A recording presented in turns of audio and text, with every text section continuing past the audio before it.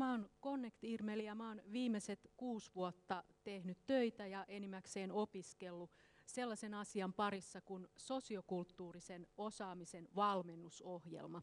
Ja meillä on ollut yllättävänkin takkuista saada ensinnäkin merkittävää jatkorahoitusta tälle asialle tai yleensäkään saada organisaatioita kokeilemaan mukaan, koska varsinkin nyt kun tuli lama, niin ihan läpi linjan organisaatiot ja juuri ne ihmiset, jotka niitä edustavat, niin he sanoo, että sanat sosio ja kulttuurinen, niin ei se ole meidän ydinliiketoimintaa eikä millään tavalla meidän ydinkehityskohde.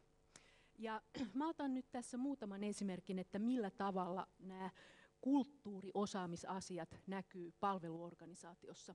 Nyt on ollut monista syistä paljon lentoja peruttu ja sitten ihmiset ihmettelee Twitterissä ja Facebookissa, että kun mä Eurocontrolin twiiteistä luin, että se ilmatila on suljettu monta päivää, mihin mä oon lentämässä, mutta kun mä oon tässä lähtöportilla, niin tässä lukee niin, että se lento lähtee kohta. No tämä johtuu siitä, että se on aika järeä proseduuri perua järjestelmästä lento. Jos ei siihen tarvita ihan pääkäyttäjästatusta, niin joka tapauksessa sellainen henkilö, joka ei ole paikalla juhlapyhänä tai illalla, milloin näitä sattuu. Eli se tulee laatuproseduureista, että lentoyhtiö joutuu valehtelemaan asiakkaalle, joka on siinä lähtöportilla, kaikkein lähinnä heidän asiakaspalvelijaa, joka on just siinä tulilinjalla silloin. Ja sitten toinen, joka liittyy edelleenkin tähän liikenteeseen. Toinen on tärkeä ketterässä organisaatiossa, että jokainen pystyy reagoimaan nopeasti, kun tapahtuu jotain yllättävää. Nyt tuli viime talvena niin monta kertaa niin paljon lunta, että tuhansien ihmisten junamatka häiriintyi. Ja taas sitä Twitterissä ja Facebookissa ihmeteltiin, että kun tuntityövoimaa on paljon tarjolla, niin miksi ihmeessä ei palkata ihmisiä lapioimaan sitä lunta. Tämä selitettiin niin, että koska on tämmöinen turvakoulutusproseduuri, että jos henkilön nimeä ei löydy sieltä yhtiön laatukäsikirjan turvakoulutusproseduurista, niin häntä ei voi palkata silloin lapioimaan lunta. Eli tullaan taas siihen, että laatujohtamisella estetään se, että vaikka olisi vapaita käsiä ja halua ruveta lapioimaan lunta, niin ihmiset pidetään sitten jopa seuraavaan päivään asti odottamassa, että milloin asema aukeaa.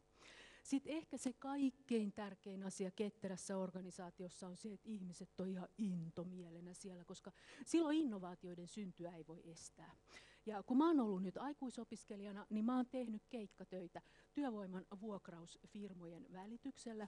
Ja sitten mulla on ihan tuoreita työkokemuksia siitä, että siinä asiakasrajapinnassa niin ei ole vielä otettu esimerkiksi sähköpostia käyttöön, vaan se työ, jota minä teen asiakkaan kanssa, niin mulla on mahdollisuus semmoiseen lähes DOS-maailmaa muistuttavaan tiedostoon syöttää tietoja ja sitten joku jossain kaukana jatkaa.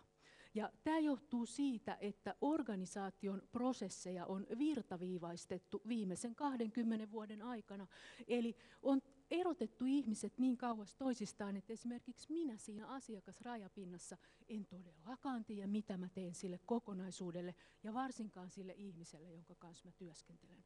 Liittyen tähän edelliseen, niin on tosi tärkeää, että se kommunikaatio, jota me tehdään siinä yhteisössä, jossa me tehdään sitä työtä, että meillä on fiksut jutut, sellaiset jutut, jotka vie sitä hommaa eteenpäin.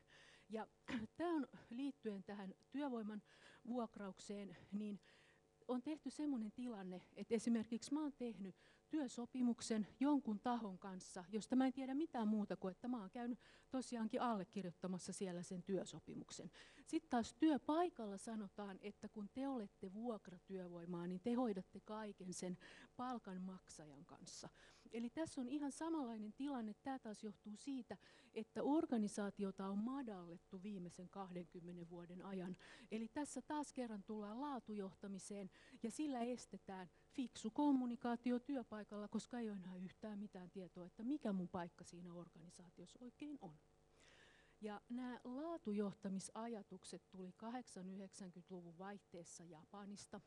Ne perustu sellaisiin asioihin kuin senioriteetti, elämän kokemuksella johtaminen, henkisen kasvun prosessin jakaminen työyhteisössä koko työuran ajan.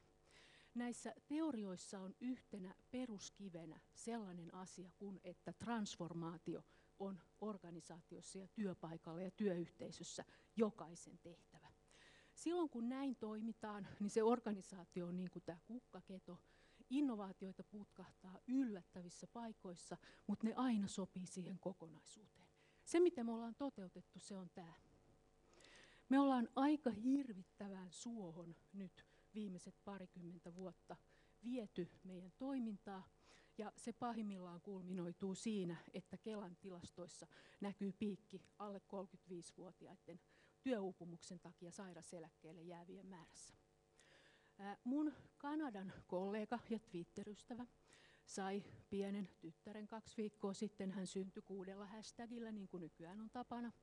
Ja Sofia on tässä mukana sen takia, että hän on muistuttamassa meitä siitä, että siihen mennessä, kun Sofia astuu yliopistosta työelämään, niin on kulunut yhtä paljon kuin siitä, kun me otettiin nämä laatupolitiikat käyttöön sillä rivistö-kasvihuonemeiningillä. Meillä on saman verran aikaa nyt muuttaa suunta. Ja minkä takia mun esityksen otsikko on Mikrosome on se, että mikroduuniverkosto on tällainen vahvistuva signaali, joka on täysin sosiaalisen median avulla syntynyt, ja me halutaan olla yksi toimija tässä suunnan kääntämisessä. Ja mä toivon, että mä olen teistä monen kanssa tekemisissä tämän asian tiimoilta. Kiitoksia.